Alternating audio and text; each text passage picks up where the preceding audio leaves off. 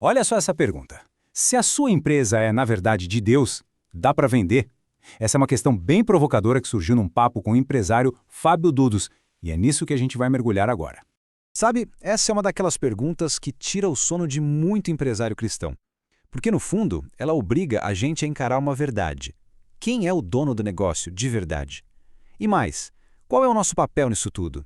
Somos donos ou só administradores? Então, para a gente entender onde essa história vai dar, precisamos voltar um pouco e conhecer a jornada do Fábio. A história dele começa com um conflito que, olha, é super comum. A tal da grande dicotomia. Sabe como é? Uma fé para o domingo e uma estratégia totalmente diferente para segunda-feira. E era exatamente assim que ele vivia. Chegava domingo, era igreja, fé, palavra, mas de segunda a sexta o jogo era outro. O lema era custeie o que custar, o que for preciso para fazer acontecer. O foco era grana. E foi essa separação, essa vida dupla, que se tornou a fundação das primeiras empresas dele. O próprio Fábio descreve essa fase de um jeito bem indireto. Saca só. O meu foco inicial era ganhar dinheiro, era ficar rico e o que eu tivesse que fazer para que isso acontecesse. Era essa mentalidade, o motor que movia tudo. E, bom, isso preparou o terreno para o que veio depois. Só que, uma visão de mundo assim toda dividida sempre cobra um preço.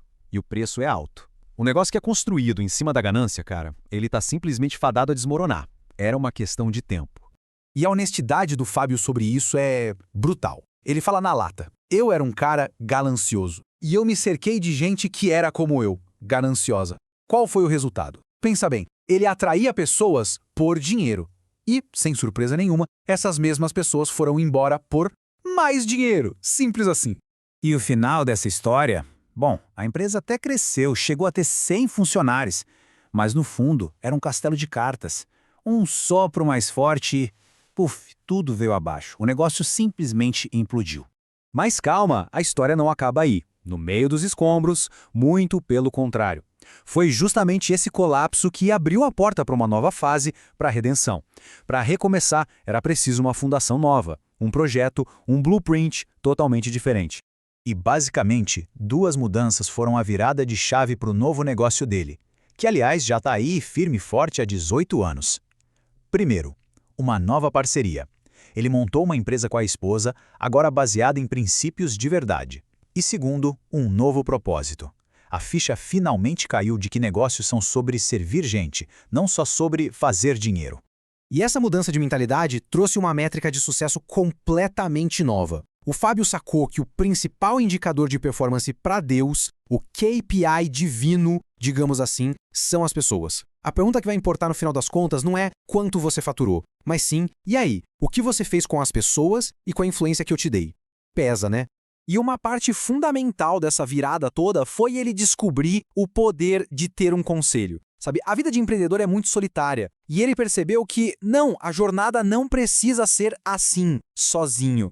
E tem uma ferramenta que foi super importante nessa caminhada, que pode ser resumida em um número: 12. Mas o que será que esse número significa? 12. É o número de CEOs cristãos que se juntam para formar um grupo do C12.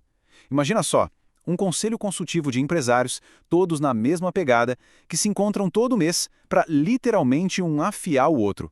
Sabe aquela passagem? O ferro afia o ferro? É exatamente isso. É uma ferramenta poderosíssima para quem está na liderança de um negócio. E isso, claro, tem tudo a ver com aquela sabedoria de Provérbios, onde não há direção o povo cai, mas na multidão de conselheiros há segurança. A verdade é que o empresário, principalmente o pequeno e o médio, se sente muito sozinho na tomada de decisão. Ter um lugar assim, um ambiente de confiança, de prestação de contas, cara, isso transforma o jogo.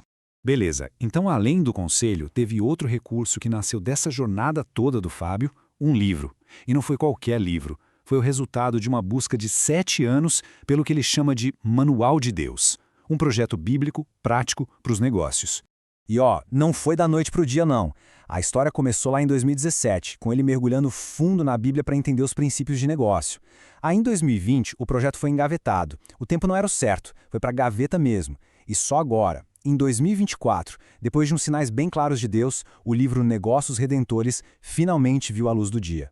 E a mensagem central do livro é essa, e é muito importante. Não se trata de uma fórmula infalível para o sucesso, porque, sejamos sinceros, isso nem existe.